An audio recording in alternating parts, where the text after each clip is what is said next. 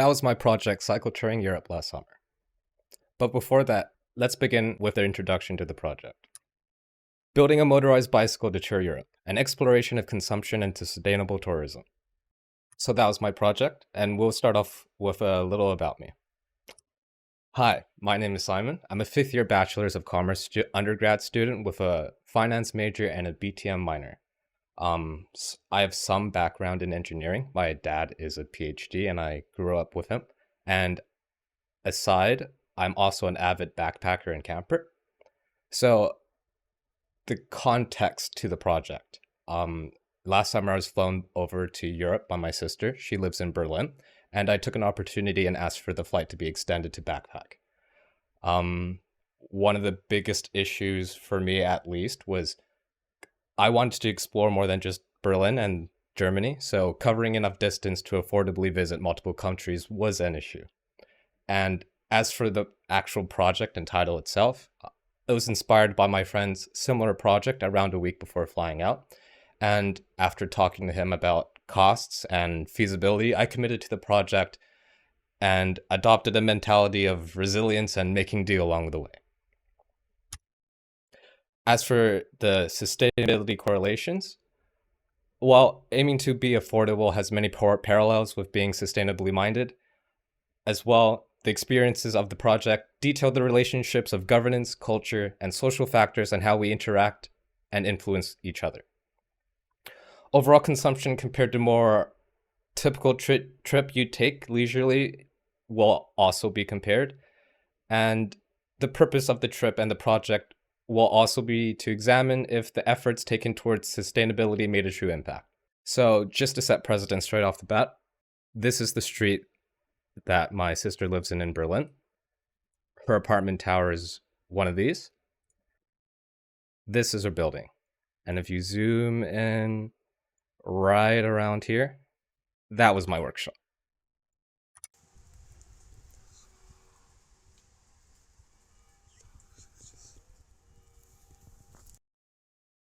So that leads us into our first introduction of one of our sources, The Problem of Consumption by Peter Delverne, published by the MIT Press Direct.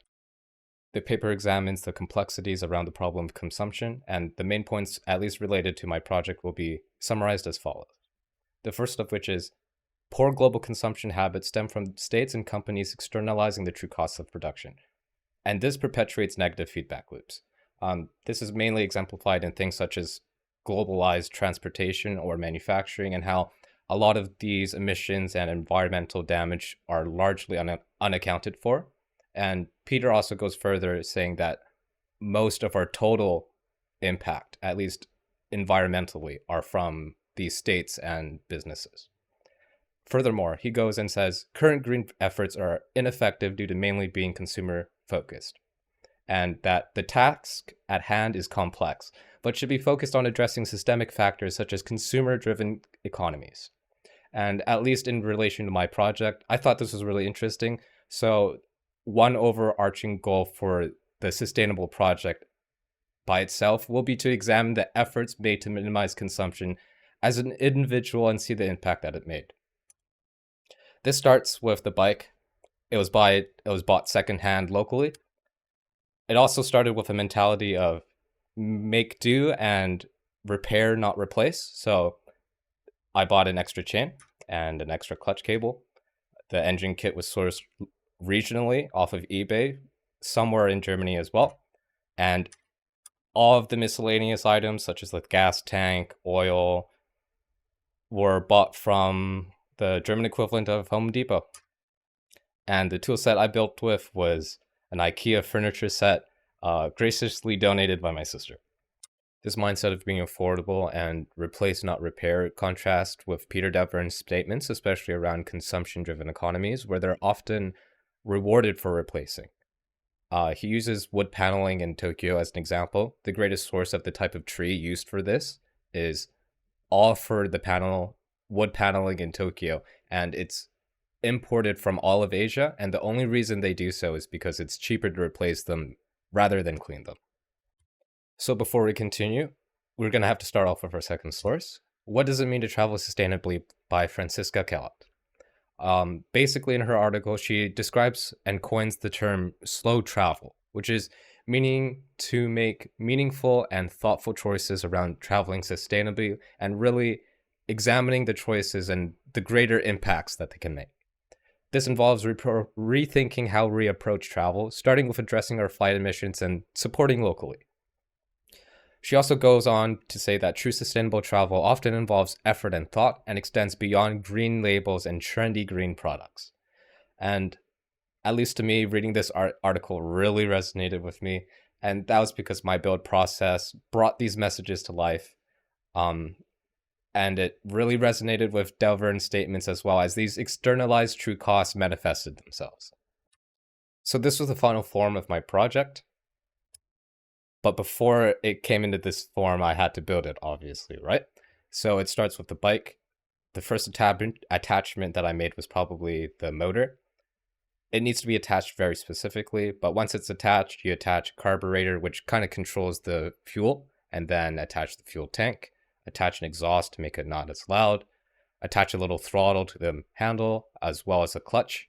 And from there, the motor, there's a little gear inside the motor that pulls this chain. And then you attach a new sprocket to the other side of your back tire. And this chain wraps around this sprocket, driven by this little gear, which is powered by the motor. And that's essentially how you get your motorized bike. So this is probably one of the only videos I have of the build process. In all honesty, I don't have much footage of this in general, kind of due to the nature, but also kind of because my camera broke during this trip as well. But this video details one of the main and biggest issues of building one of these things, and that's the alignment of the sprocket that you put on as well as the motor. Essentially, the gear in the motor and this little sprocket here have to be aligned perfectly, right? The chain has to be straight. Otherwise, when all the parts are moving, that chain's going to be flying and it might come out, and it's pretty deadly, especially with something motorized. So I'm just sending a video to my friend, just asking him his opinion on this alignment. And that's the only video of the build process, unfortunately. That doesn't stop me from talking about the build process, however. So if you remember this was my sister's apartment. She lives on the 4th floor. And if you remember where I built in her courtyard, which is pretty publicly accessible. That means every part that I built and the little nuts and bolts that went along with it had to be brought down 4 flights of stairs and brought up 4 flights of stairs when you're done. And honestly, this made the process really, really tedious and honestly overall really rough. It really brought some of these messages, especially now reflecting on it through a lens of sustainability. It really kind of resonates with Kellett's messages and Delvern's messages in the sense that our choices kind of do have consequences. Finally, however, the bike was completed and ready for first ignition.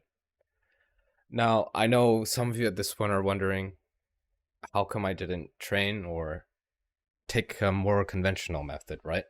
And the reasoning is mainly because all of those methods, at least at the time, compared, were significantly more expensive than this option. And I think that's a comment on how consumption-driven economies tend to have ease and convenience, right? But you pay for it. And in my case, I didn't. So these true externalities were evident in my build process.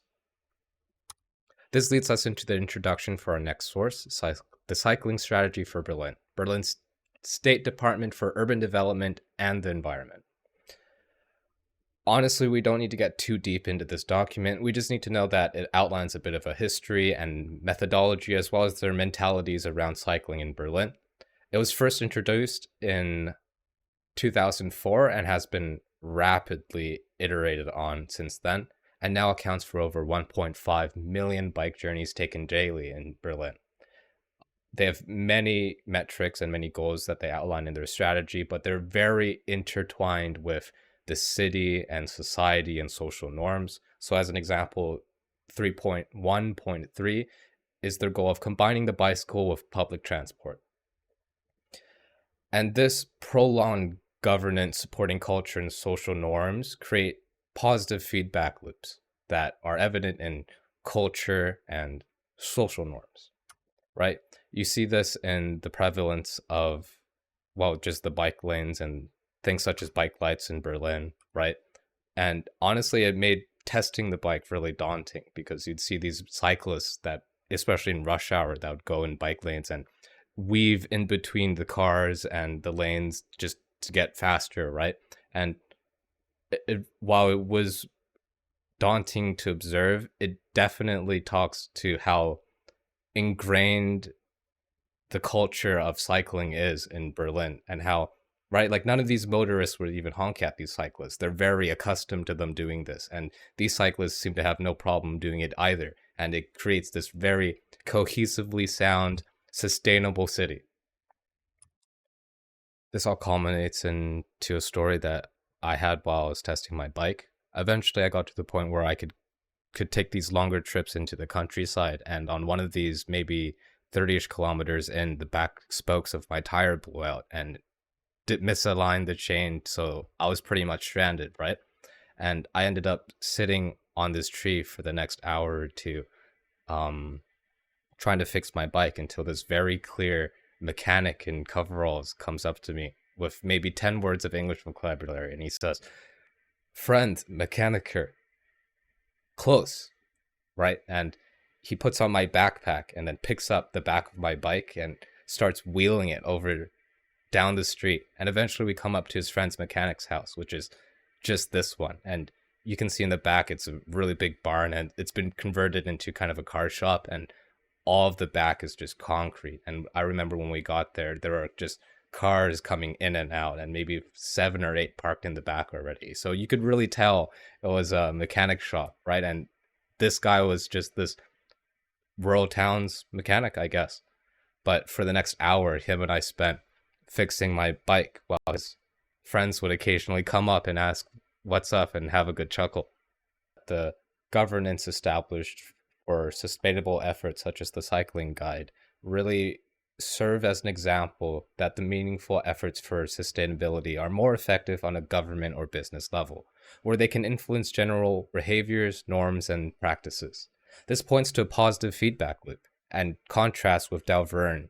The better the cycling infrastructure, the more people feel encouraged to cycle, which further reinforces the need for more cycling infrastructure. Instead of externalizing these costs, Berlin chooses to internalize these costs, and as in return, it's created these social and cultural norms that have created a positive feedback loop instead. Moreover, dedicated cycling lanes, traffic lights, and other infrastructure elements act as visual and legal cues that shape expectations and behaviors.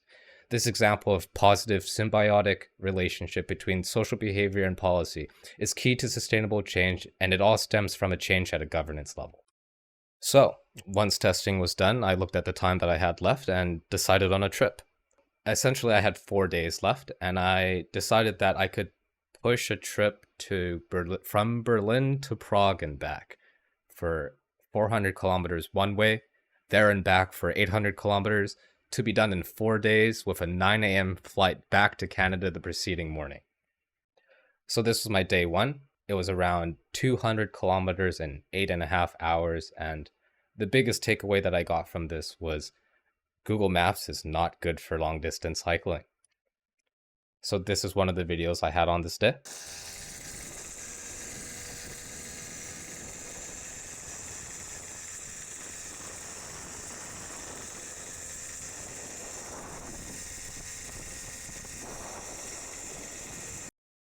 And this is one of the lows of my day.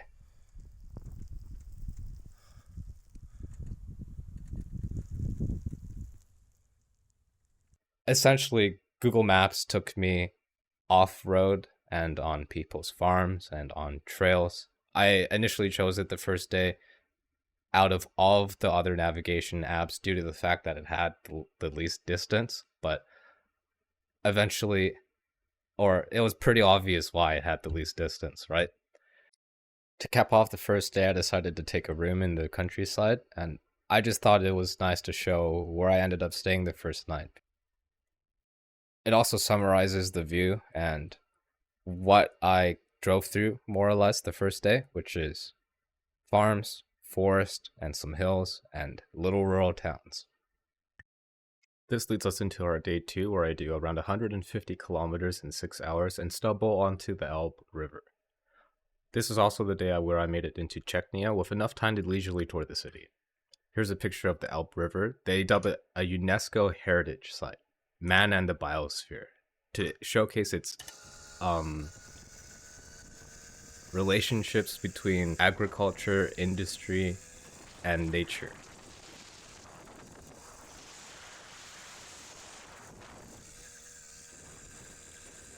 I also had svichkova for dinner and raspberry lemonade.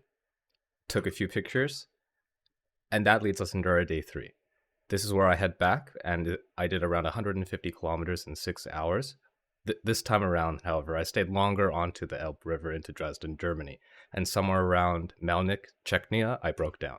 This leads us into our source, Culture at the Heart of Sustainable Development Goals by Joti Hosragar. And essentially it just talks about how culture shapes our identity, and placing it at the heart of development policies ensures sustainable development. It also says that cultural diversity promotes multiple sustainable development goals, and that cultural understanding and respect are crucial for achieving a truly sustainable future. I guess this leads us into our final story. So on the way back, I take this corner, and as a result of the first day going off-road, my back rim got really beat up, and eventually it just had to give, and taking this corner it gave, and my entire back tire basically obliterated itself.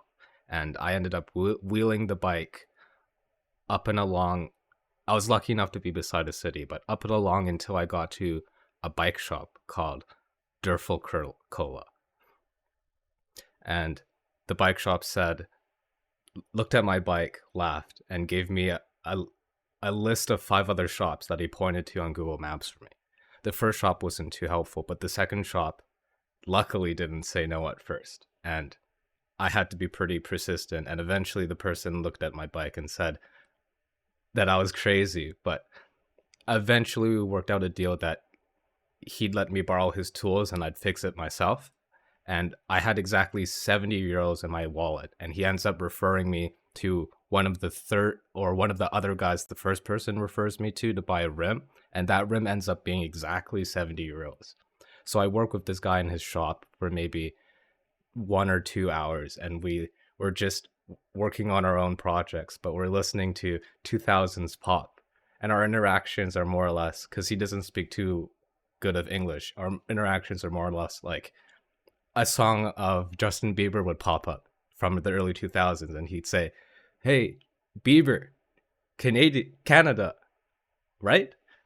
And I'd say, "Yeah, of course."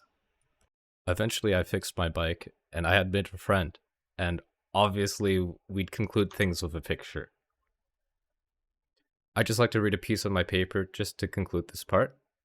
As Hosagrahar emphasizes, cultural understanding and respect are crucial for achieving a truly sustainable future. My reliance on the local community, their willingness to help, and the shared memories transcended cultural barriers, offering a powerful testament to the human element at the heart of sustainable development. Overall, from city governance to social norms and community culture and inclusion, the relationships between governance, social norms, and culture all stand out to reveal their importance to sustainability. Positive feedback loops and the interactions between these factors are essential to address the issues of consumption. Overall, true progress in sustainability involves the cohesion of all pillars building off each other on the global scale. This can be started from governance, influencing norms, culture, and behavior over time. Innovation on top of this is what I hope will one day solve these issues.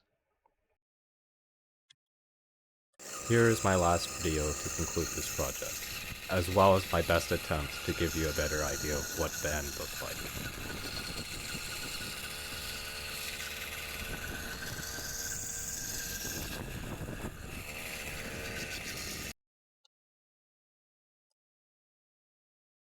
Thank you.